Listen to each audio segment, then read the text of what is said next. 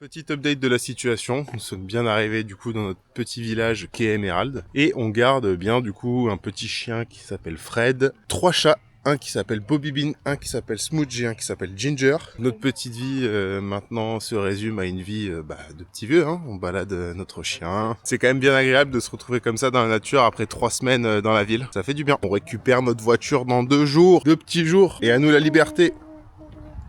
Ces petits jours à Emerald nous ont vraiment permis de prendre le temps d'avancer sur nos différents projets perso et au passage de découvrir les différents commerces et cafés de la ville. Donc il nous reste encore 6 jours du coup ici, sachant que là maintenant vu qu'on va avoir la voiture, on va essayer de bouger un petit peu et découvrir un peu plus le Victoria, donc faire des randonnées etc. parce qu'il y a des coins très très sympas. Alors il faut savoir qu'à Emerald il y a un petit train à vapeur qui passe juste ici et ce petit train on va y aller dans quelques jours.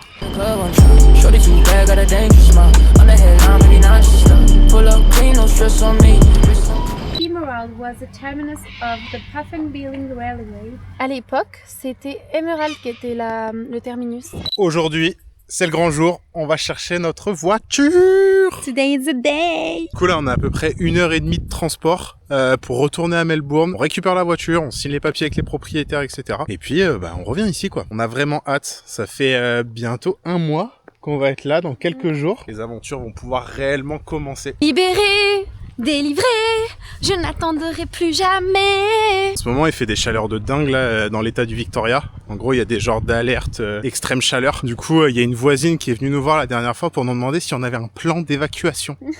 On lui a dit, mais qu'est-ce que tu me racontes? Qu'est-ce qu'il y a un plan d'évacuation? Il dit oui, alors il faut être capable de partir avec les animaux et aller en dehors de la ville ces jours-là. Donc, est-ce que vous avez prévu des choses? Effectivement, ici, c'est assez courant. Donc, on n'a pas de plan d'évacuation du coup. On a croisé un petit monsieur ce matin en se baladant. Il nous a expliqué c'est que généralement les personnes partent le soir, donc la veille au soir, ou le matin très tôt du jour J, vers la ville. Mais il disait, faut vraiment prévoir son coup parce que parfois il y a tout un village, donc toute une ville qui part en même temps et on se retrouve dans des bouchons et il y a des arbres qui tombent. Il expliquait que lui dans sa voiture il avait une tronçonneuse au cas où pour couper l'arbre et pouvoir passer, ce genre de choses. Donc c'est quand même fou quand t'imagines tous les réflexes qu'ils doivent avoir que nous on n'a pas du tout. Ça fait 2 semaines de nos vies qu'on attend que ça et là le moment arrive vraiment. Genre vraiment on va avoir notre belle voiture là qui va arriver. Ça va être incroyable. J'ai juste peur, c'est de conduire. Bon, notre compte en banque, il va bien redescendre. Et c'est ok. Il va bien se vider, mais C'est fait pour. c'est ok. Je veux que dès ce soir, on fasse le test et qu'on dorme dans la tente. Et même qu'on fasse à manger dans la voiture. Qu'on teste tout.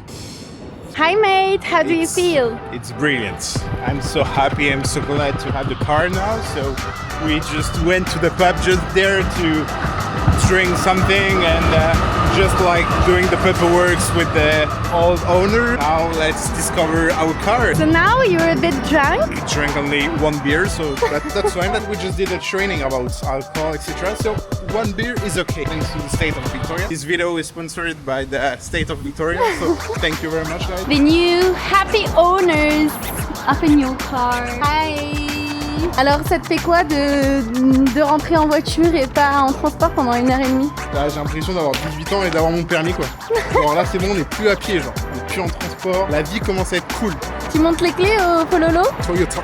Ça y est, on rejoint notre petite voiture. Bon, vous l'aurez remarqué avec Théo, on adore dire petit pour absolument tout. C'est trop bizarre de se dire que c'est la nôtre. Bonjour petite voiture. Bon, va falloir l'apprivoiser. Hein. Elle est grosse sa mère, grosse voiture. Hein. Gros teuton. Ah bah voilà. On est bien là mate.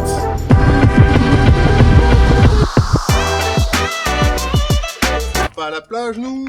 Une fois qu'on a enfin récupéré la voiture, on s'est dit qu'il fallait absolument tout vider pour pouvoir bien la nettoyer et l'aménager comme on le voulait. Avec quelques jours devant nous, c'était l'occasion idéale. On a pu se familiariser avec tout l'équipement que les propriétaires nous avaient laissé, donc c'était vraiment top. On vous prépare une vidéo de présentation complète sur la voiture, alors n'hésitez pas à vous abonner et à activer la cloche pour ne rien manquer des prochaines vidéos. Et si cette vidéo vous plaît, un petit like nous ferait très plaisir.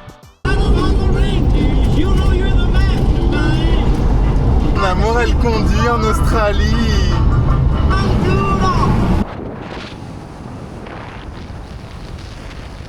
Coucou les copains. Coucou les copains. Du coup là on vient de prendre la voiture pour la première fois pour bouger un petit peu autour de Emerald, la petite ville où on garde encore le chien et les 3 chats. On est à 45 minutes de route environ et on s'est dit bah tiens pourquoi pas un petit peu aller découvrir le coin. Du coup là on est dans un endroit où il y a un grand barrage hydraulique, du coup qu'on va aller voir avec une belle vue panoramique. Du coup il y a une petite marche pour y aller. Rappelez-vous quand Théo se foutait de moi et que je disais que les oiseaux ici ils étaient vraiment très étranges et qu'on se rendait compte grâce à ça qu'on n'était pas en Europe. On a vu des oiseaux de ouf là juste ici. Bon et bien ça y est, on est arrivé sur le barrage, c'est vraiment magnifique. Il y a vraiment ce mélange ici entre forêt et tropique, c'est assez étrange, c'est trop beau. Et Théo se prend vraiment pour un vrai influenceur. C'est dur d'être influenceur, hein. Est-ce que tu nous as eu de beaux paysages?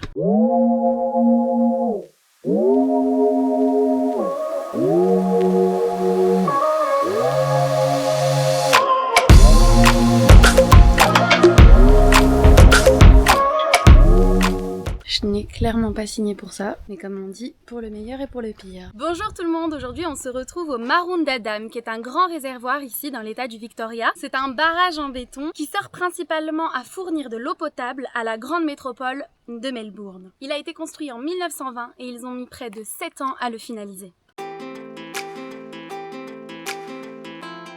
Timé vient de se faire piquer par une mouche énorme. Non mais une mouche énorme. Il va croquer la peau. Mais oui. Les animaux veulent déjà notre mort. À peine arrivé quoi. Taille-toi. Voilà. Sors.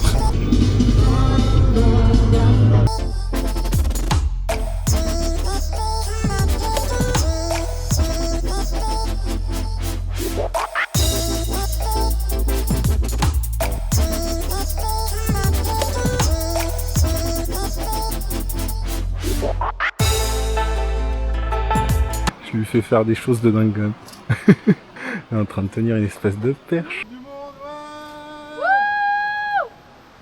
Petit point sur la situation. On est dans la jungle, il y a plein d'arbres, c'est trop bien. Bonjour tout le monde, vous voulez voir les plus belles routes du Victoria? Alors bienvenue au Black Sport Drive. Des arbres géants, du vert partout et une...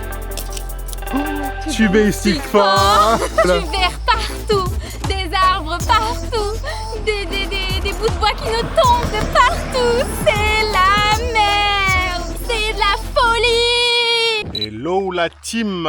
On se retrouve aujourd'hui au parc national de Dandenong et j'ai fait un petit canular à Timé. Je lui ai fait croire qu'on allait faire un petit parc national détente tranquillou, mais il s'avère en réalité que nous avons une rando avec 1000 marches. Alors, c'est parti.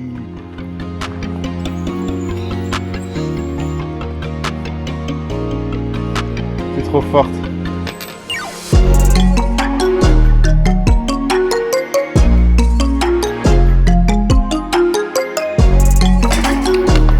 You made it.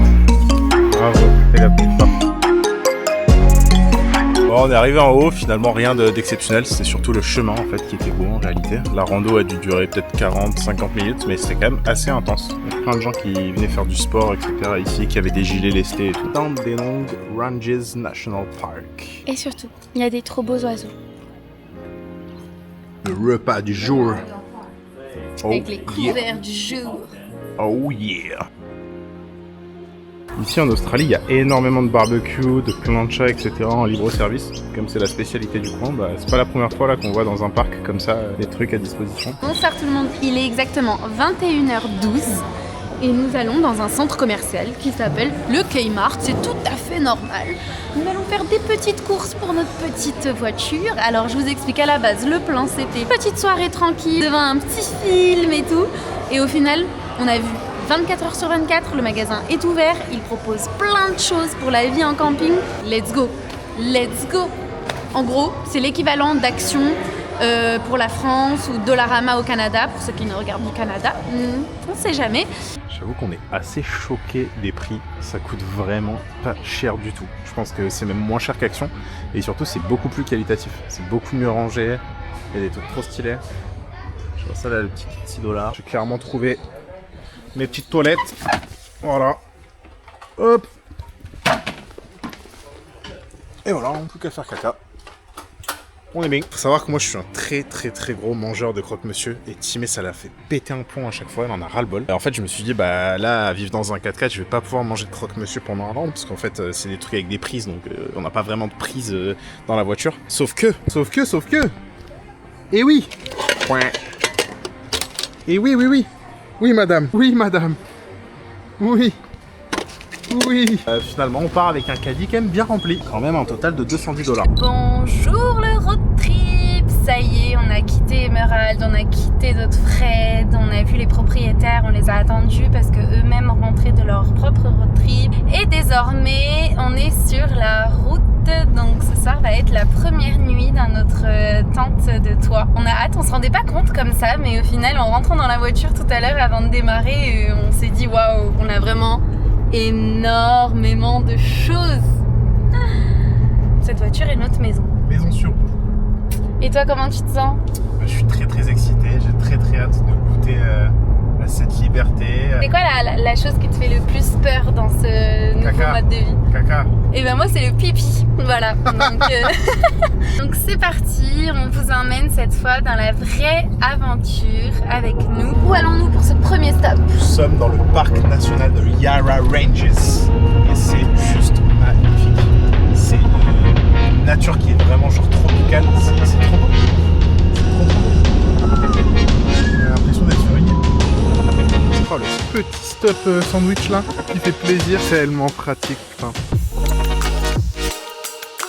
On est littéralement perché à 15 mètres de hauteur en plein milieu de la forêt sur une grosse passerelle.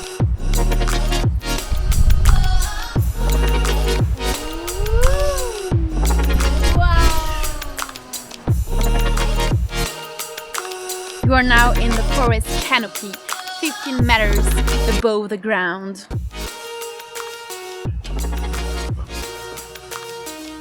Oui Théo, tu m'entends? Oui.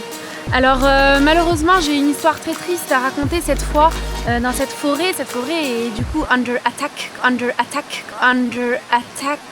ils disent ici. Donc elle est sous attaque des insectes malheureusement. Tous les arbres que nous voyons là sont très vieux et sur le point de déjà décéder. Mais à cause de tous ces insectes, ça accélère un peu plus leur mort. Donc peut-être qu'il s'agira là de la dernière fois qu'un humain aura vu cette forêt. En tout cas que nous aurions vu cette forêt. Elle se cache, je crois. Elle veut plus qu'on la voit. Coucou. Non, mais Elle se cachait dans le paysage. Elle est plus grande que moi. Ah c'est une sacrée fougère ça. Hein. Ça te tue le mot fougère ou quoi? Ça te fait KO. Oui, parce que depuis qu'on est là, on dit que c'est des palmiers. Sauf qu'en fait, c'est des fougères. Une fois qu'on arrive, ça ressemble plus à des fougères, quoi. Mais tu peux quand même juste maintenant expliquer qu'est-ce que tu fais avec ça ou pas? En fait, tu peux pas comprendre. Peut-être que vous comprendrez. C'est mon nouvel meilleur ami. Mon nouveau meilleur ami. Alors, on peut tout faire avec. Alors, si jamais t'as chaud, si jamais on s'engueule et que je veux pas dormir avec toi sous la tente, je la pose comme ça par terre et ça me fait mon petit matelas. Ah oui, d'accord. Et si jamais je veux devenir une sorcière et essayer de m'envoler, je suis sûre que ça peut m'aider à m'envoler. C'est sûr. Regarde. Non. Son prénom, c'est Fuji. Fuji. Elle ressemble un peu à une fougère. Ça lui va bien. Fuji. Là, on est sur du vrai off-road là.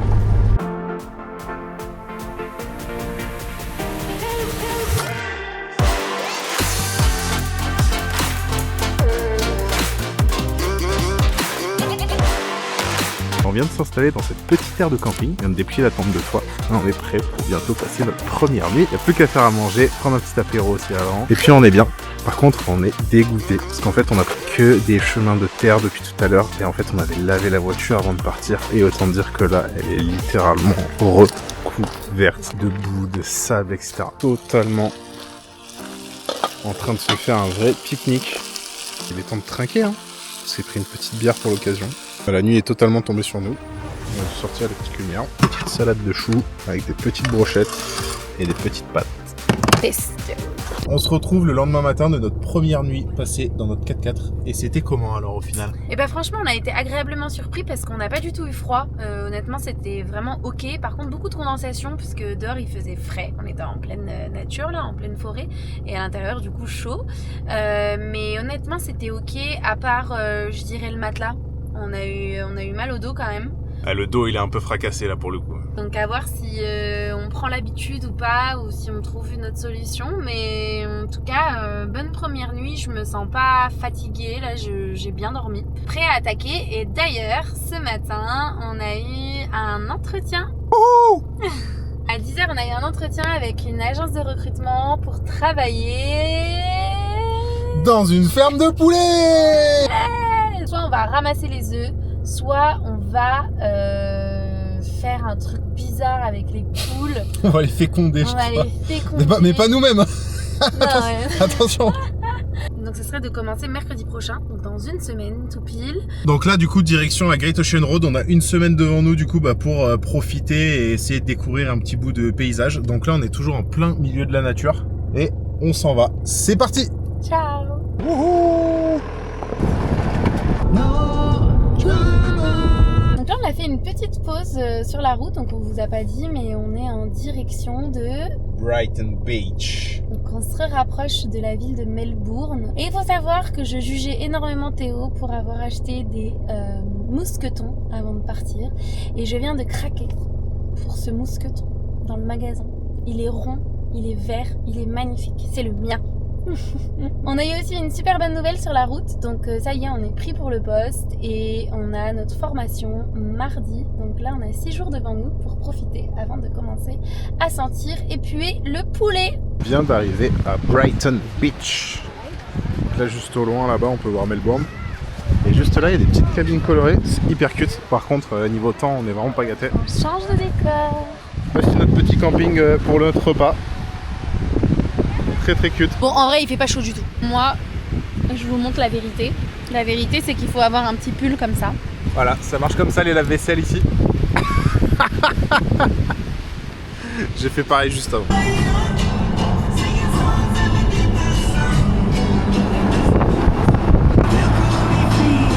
Batman Avenue. Retour à Melbourne.